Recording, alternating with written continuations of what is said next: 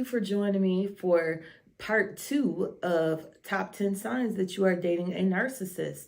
This is the video that I'm going to take time to describe signs 6 through 10. Before I get into 6 through 10, I just wanted to share today's scripture one more time.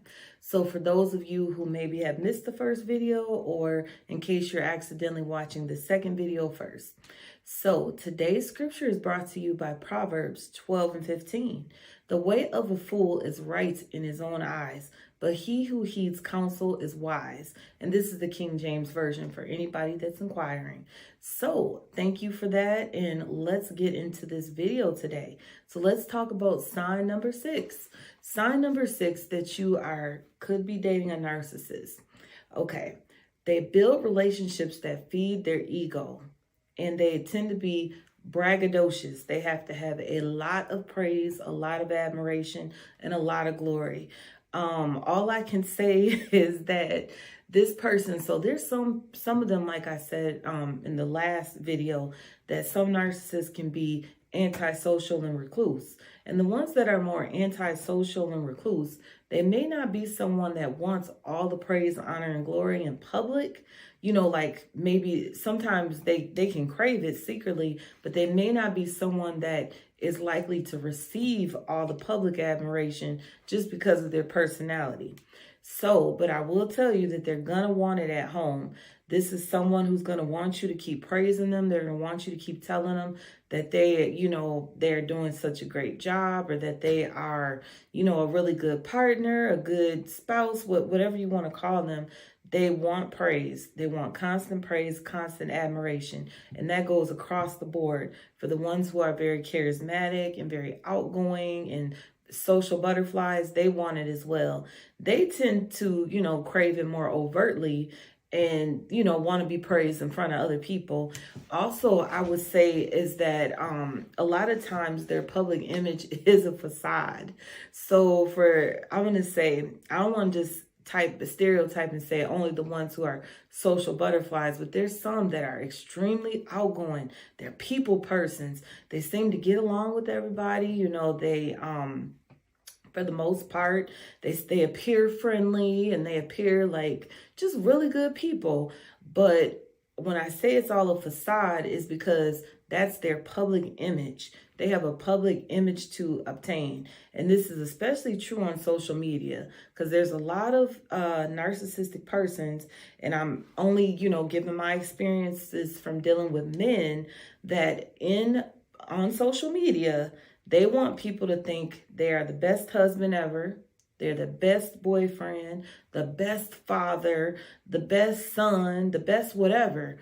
But behind closed doors, if you talk to their mom, they don't treat their mom well, or, they don't have respect for their parents. Maybe their siblings don't even feel that close to them. Their wife is going through HE double hockey stick behind closed doors, okay? Like, they are putting on the front. They're doing all this posting. It's especially, and I'm not going to turn this into like a social media video. I'm not going to turn this into signs and characteristics on social media. But I will say sometimes just have a guard for people that overly post and overly share, not because they're truly happy, but people that seem like it's forced. You can tell when it's forced. When some people do things, it's like, oh my God, okay, this just seems fake. You just seem like you're, giving praise, so people don't say that you're not giving praise. So yeah, one thing that I will say is just number 6, they build relationships that feed their ego. They have to have people around them that feed their ego. So typically, if you are the partner behind closed doors or in front of people, you are their biggest cheerleader. You are that person that's telling them good things about them. A lot of narcissistic persons have dealt with with trauma, okay? Whether it was a lot of trauma, a little trauma, they've dealt with trauma in their lives. And usually, like I said before, they prey on people with big hearts. They prey on people that are very empathetic, and people that are really genuine, and just have like a forgiving heart for others, and people that really take into account, like, a person went through this, so that's why they're acting like that. those are the type of people that they are very attracted to, because these are, I hate to say it, but when we're so empathetic, and we're highly agreeable, it's like we feel sorry for them, we buy their stories. And I feel like, a lot of times when you are getting to know someone, even if they wind up being toxic or the wrong one for you, you want to give them a chance. We want to hear them out. We want to try to, allow people to have faults. So we think. So a lot of times you just perceive this as a fault, or they want all the glory. Sometimes they're not even giving you a compliment, or they're not complimenting you all the time, but you're going to find that they always want it from you. They always want praise. They want to be told that you're the best. If they're doing nothing, they might not even be taking you out. They might not be, spending ample time with you. You all may not be doing the fun things that you really enjoy doing, or whatever it is that makes you happy in a relationship. They may not be providing that exactly, especially once you're out the love bombing stage, but they still want praise. They still want honor. They still want glory. If they do something nice for you, they want to hear about that for maybe the next 6 months. Remember when you took me to dinner at my favorite restaurant? They want to hear about that for 6 months, plus. It's like, if, instead of just maybe doing it again, they want you to keep bragging on what they did that one time. So like I said, with the sign number 6, their public image is everything. Let's go on to sign number 7, which is a little bit similar. They have a very fragile ego, okay? These are persons that cannot handle any form of criticism. And I do mean any form. The slightest form of criticism is considered like a parade of negativity. You are just raining on them with negativity. You're pointing out all their flaws, and you're just being the fault finder. You're just like being the police on their heels or something. That's how they treat you. And one thing that I will say is that it feels like you are walking on eggshells when you're in a relationship with this person, because their ego is so fragile. It's like sometimes you feel like you can't keep it real with them. And when you do, it's going to cause an argument. It's going to cause problems. It's going to cause confusion, or it's going to cause the silent treatment.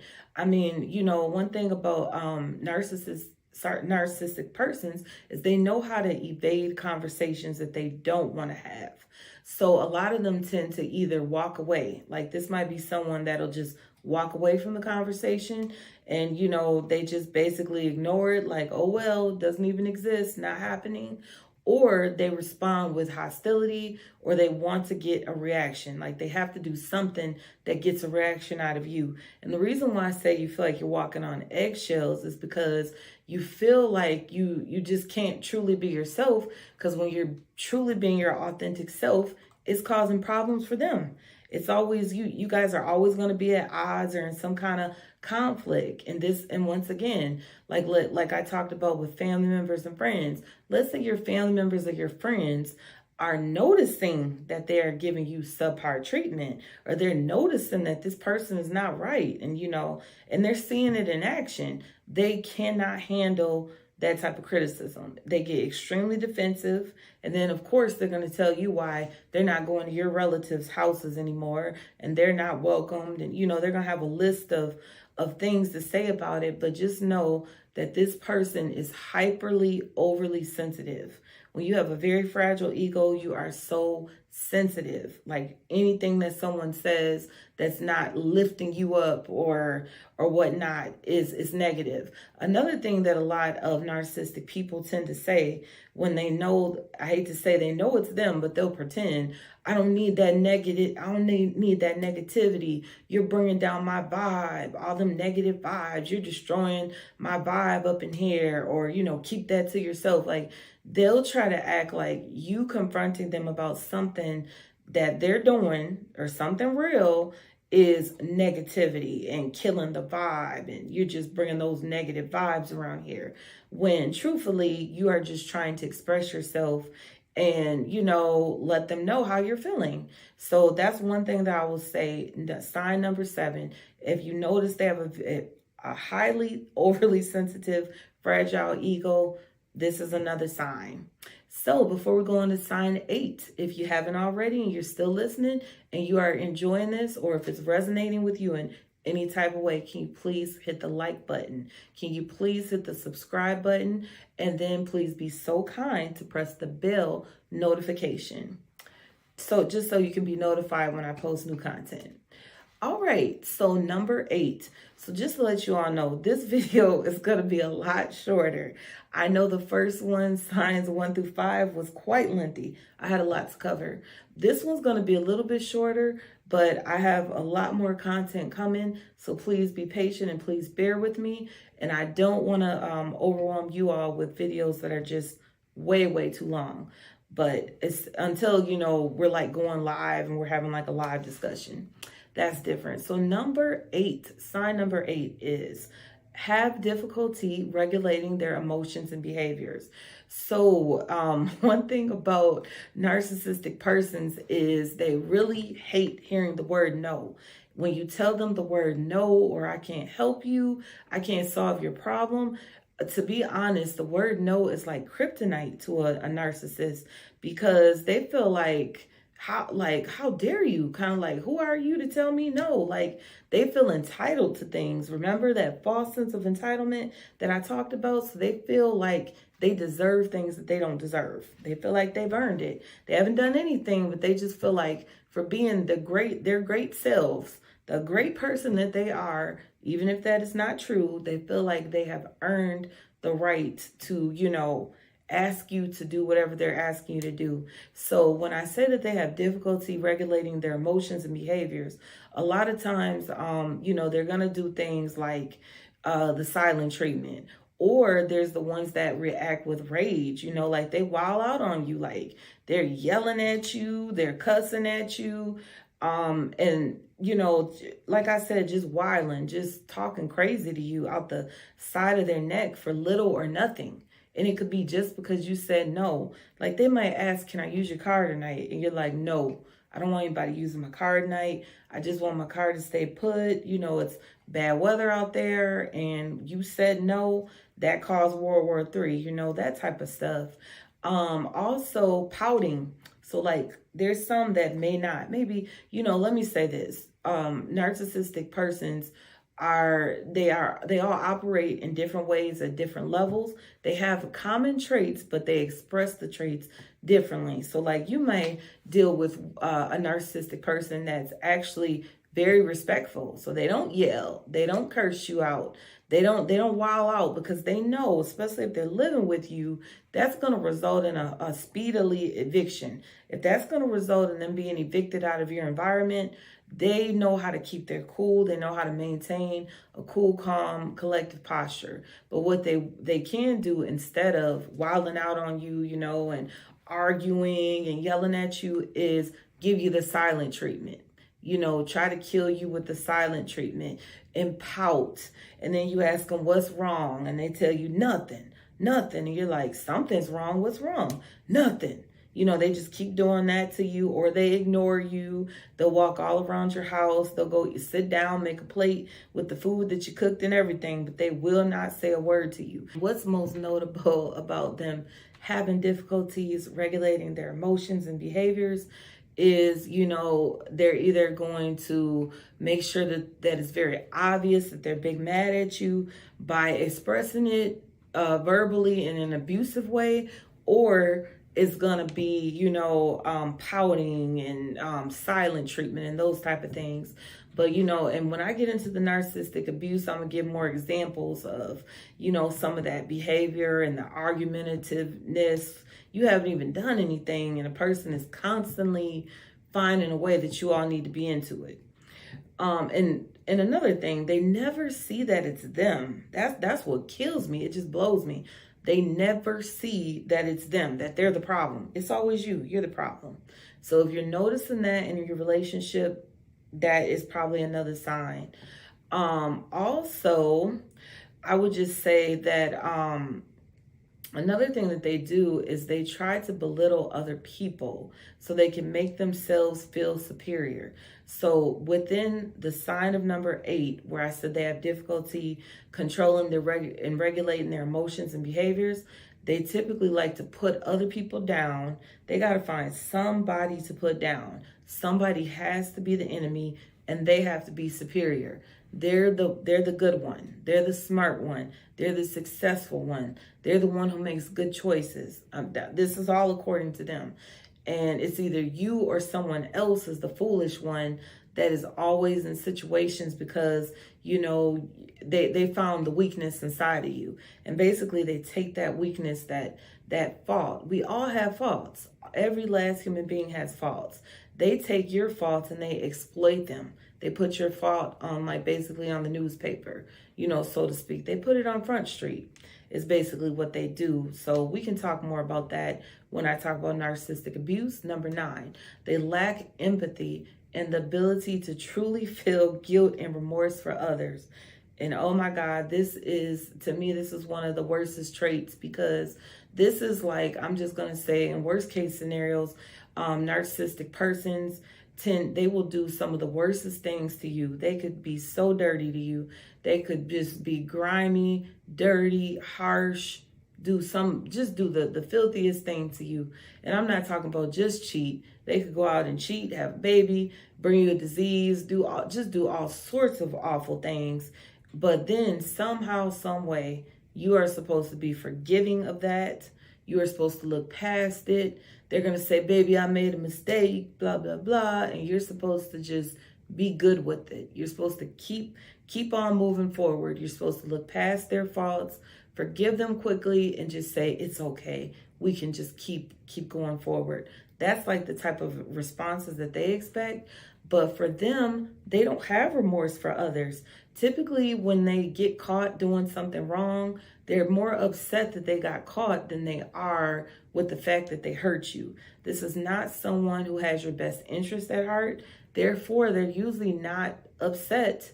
Even if they show a little emotion, they're not truly bothered inside because they hurt you.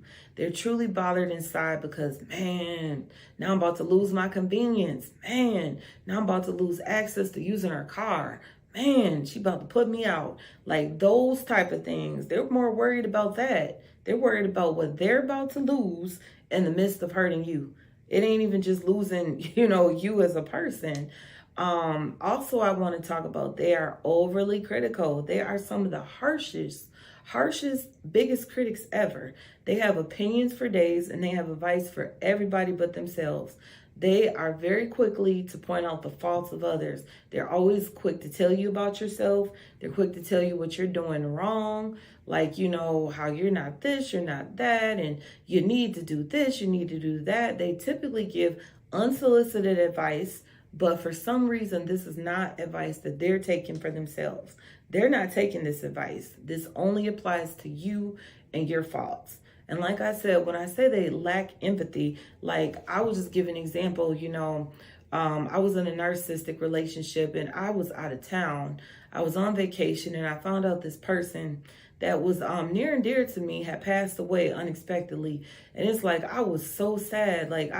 It's like almost, I didn't even know how to act on my vacation. It's like when you hear some devastating news about someone near and dear to you passed away, it's like, you don't, and you're somewhere where you're having a good time and it's all about just unwinding, letting your hair down and having a good time. You almost feel guilty to continue your vacation and have a good time because it's like, oh my God, I just got the worstest news.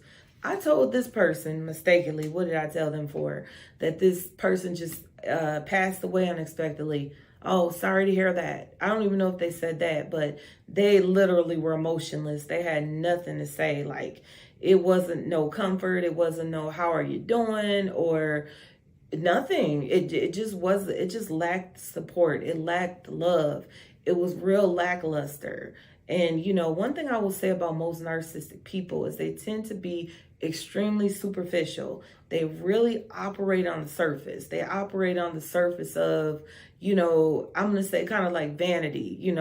They can give compliments or you can give them a compliment, or we can talk about sports, or we can talk about, politics or whatever, but it's going to be real superficial. Like, they don't always like to delve in to like the heart, the intimate heart of a person. That's not where they thrive. They really thrive on a superficial level. So that's just one thing that I will say. And Then we're going to get into number 10. Before we get into number 10, if you haven't done so already and you're still listening, you're still tuning in just to see what I'm going to say, can you please take time to hit the like button?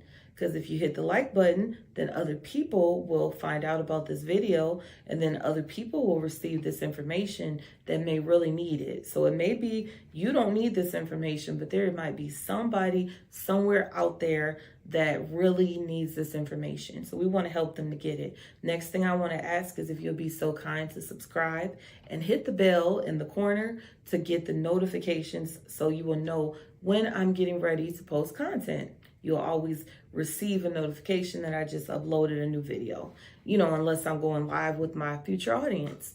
Number 10. All right, so number 10 is they only give with the intention to receive, or when they give, they benefit at the same time. So they only give with the intention to receive, or when they will benefit at the same time. And what I will say about this one is whenever they do something nice for you, it is typically with the intention of something that they want to receive in the near future. They have a near future ask in mind. So it could be, I'm going to take you to your favorite restaurant, and you're thinking, wow, okay. You're trying to change, you caught on. I've been, on your back that you don't take me where I want to go, or you don't take me out. So, that might be the case. So basically this person feels like they finally come around, or they've come to their senses. They're doing something that's all about you. So all I can say is, even if it lasts, if they can make it through the dinner, or the movie or the vacation, whatever it is that they're obliging you, whatever your request was that they're obliging, if they can make it through what they're doing for you, I promise you that an ask is coming. I promise you it's going to probably be something big that they want, or something that they need. And they know if they don't do certain things for you, or at least act like they volunteered to do this great thing for you, you may not do blank blank for them. So one thing I will just say with them is their giving is typically not with good intentions. I hate to say that, because they always have a favor lined up in mind. They always have something coming around the corner that they're going to need you to do for them. And typically it's something you don't feel comfortable with. It's going to be, can you co-sign for me to get a car or something? Or it's always something that you're like, man, is there anybody else you can, get to do this? No, man, I told you, I explained, how the dynamics are in my family. I don't have nobody else. So it's like you're the only person that they can turn to. And so that's why all I could say to you is don't get too giddy. Don't get too excited when they are doing something nice for you, because they have a future ask coming. If, like I said, if they can make it through dinner, the movie, the celebration, whatever they're doing for you, if they can make it through that, you are truly blessed, because that ask is coming. Is, as good as my name is Nina and my middle name is Michelle, the ask is coming. They have something that they need from you. Also, sometimes when they will give in order to blackmail you, to say, well, look what I do for you. I always do all these kind things for you. I've done this for you. I've done that. I bought you this. I bought you that. And you haven't done this, and that for me. So like, let's say they buy you a gift. Let's say they purchase you a gift from your favorite store at the mall or something, okay? It could be Macy's. Let's say they bought you some perfume from Macy's. And let's say the holidays rolled around and it was time for you to, think about them as well and say, well, let me give them a gift that they might want, or something. And let's say your pockets didn't exactly allow you to give a super expensive gift or something that matched what they bought you. Oh my God, I promise you they're going to get ready to hold this one over your head. So let's say they bought you $150 perfume from Macy's, and, for some reason, because you had a lot of bills, you had the expenses of your children, you had all these situations, you bought them a $60 bottle of something that they had at, we'll say at Kohl's. You bought them a $60 bottle of some kind of cologne they had at Kohl's.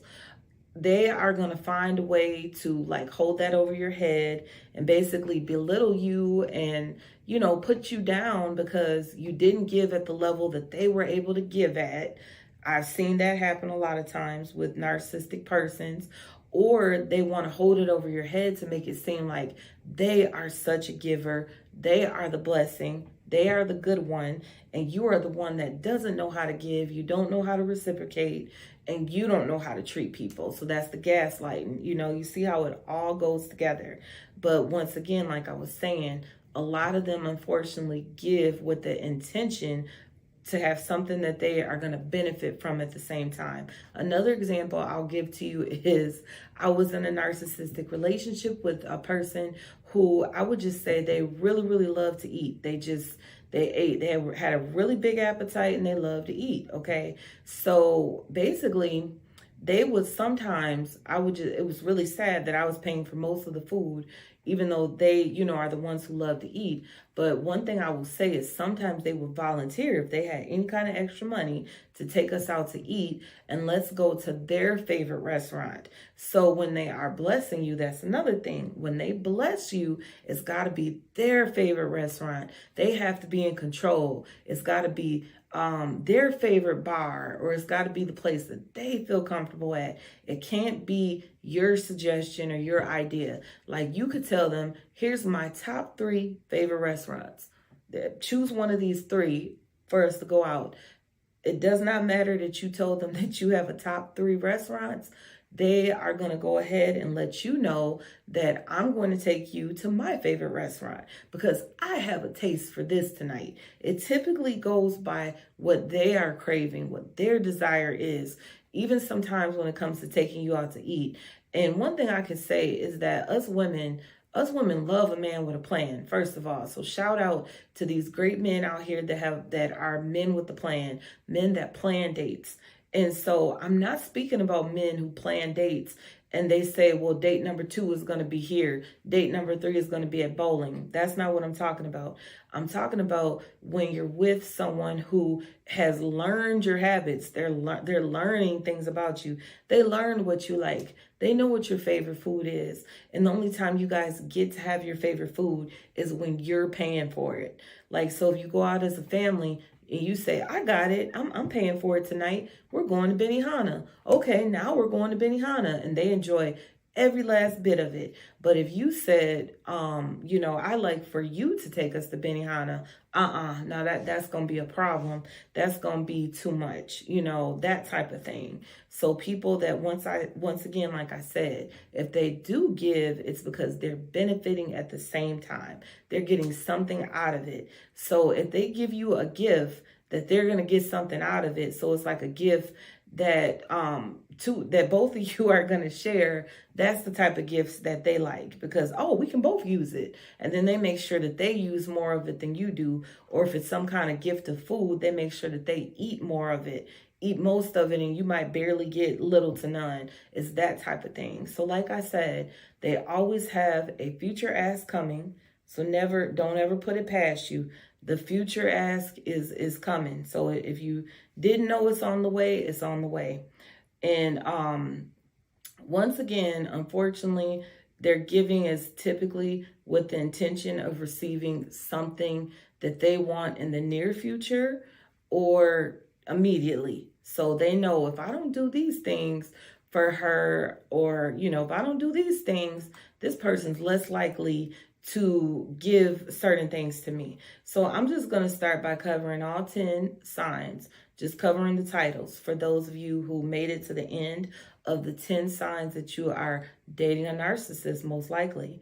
In the next video, I'm just going to cover the 4 stages that you are most likely to experience with the narcissist. And that is going to be the stage of love bombing. It's going to be the stage of devalue, discard, and then hoover. So let's just go over the 10 signs one more time just before we wrap up. So sign number 1 was love bomb you. Sign number 2 is false sense of entitlement. Sign number 3 was manipulation through deception. Sign number 4 was gaslight. Sign number 5 is isolate to dominate and gain power and control. Sign number 6, they build relationships that feed their ego. Sign number 7, they have a fragile ego. Sign number 8, they have difficulty regulating their emotions and behaviors. Sign number 9, they lack empathy and the ability to truly feel guilt and remorse for others. That conscience is just not there. It's not there the way it should be. Number 10, they only give with the intention to receive or when it will benefit them at the same time. So I want to thank you for joining me for these two somewhat lengthy videos on top 10 signs that you are dating a narcissist. So I really hope that this helps someone, and I ask you to please stay tuned for my next video. And also, I hope that you will just be blessed. Above all, be blessed. Thank you.